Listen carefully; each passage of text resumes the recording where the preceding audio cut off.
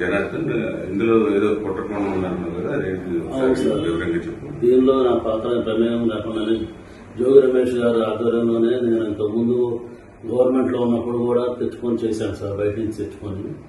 అదేవిధంగా గవర్నమెంట్ రాగానే అదంతా ఆగిపోయింది సార్. మళ్ళీ మొన్న టీడీపీ గవర్నమెంట్ రాగానే అవన్నీ ఆగిపోయింది సార్. ఏం చేయడం లేకుండా బాగా స్ట్రిక్ట్ అయిపోయేటప్పటికి ఇక నేను కూడా ఆగిపోయాను సార్ మొత్తం. ఆ తర్వాత మన ఏప్రిల్లో 2025 ఆ టైంలో మళ్ళీ జోగి రమేష్ గారు నన్ను కాంటాక్ట్ చేసి మాట్లాడదాం రమ్మంటే నేను వాళ్ళ తమ్ముడు ద్వారా మాట్లాడాను సార్. టీడీపీ గవర్నమెంట్ మీద ఏదో రకంగా మనం బదులు చల్లాలి, వాళ్ళకి యాడ్ చేయాలి, మనకి అప్పుడు మైలేజ్ ఎక్కువ ఉంటుంది అని నువ్వు ఇంతకుముందు చేసేవాడు కదా, చేశారు కదా, వాళ్ళందరినీ మళ్ళీ పిలిచి లైన్లో పెట్టన్నారు సార్.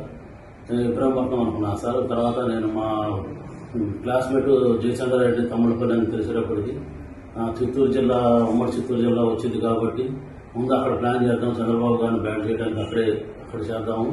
ఇప్పుడు నేను అక్కడ వైన్ షాపులో వాళ్ళకి వచ్చినాయి, వాళ్ళు చేసుకోలేకపోతే నేను తీసుకుంటున్నానని చెప్పి జోగి రమేష్ గారు చెప్పాను సార్.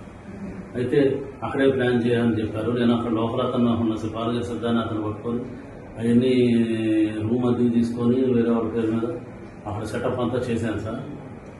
చేసిన తర్వాత ఎవరైతే ఉన్నారో వాళ్ళకి తెప్పించి అన్నీ రెడీ చేయించు, మందు తయారు చేయడానికి కావాల్సిన స్పిరిట్, లేబుల్, క్యాపులు అన్నీ, దాన్ని కలిపేదానికి కావాల్సిన కెమికల్స్ అన్నీ తెప్పించి బాలాజీ ద్వారా చేశాను సార్. అది ఎప్పటికప్పుడు 1 నెల 2 నెలల్లో ఇది ఇలా అంతా రెడీ చేసి పెట్టండి. రెడీ చేసి ఎప్పుడైతే పెడతారో అప్పుడు మొత్తం ఎక్కువగా ఉన్నప్పుడు మీరు ఎవరు లేని సమయం చూసి దాన్ని గవర్నమెంట్ మీద బొజ్జాలి, నీకు ఏం కాదు, నీకు ఏమైనా ఇబ్బంది అయినా నేను చూసుకుంటాము. నేను బాగా ఆర్థిక ఇబ్బందుల్లో ఉన్నానండి.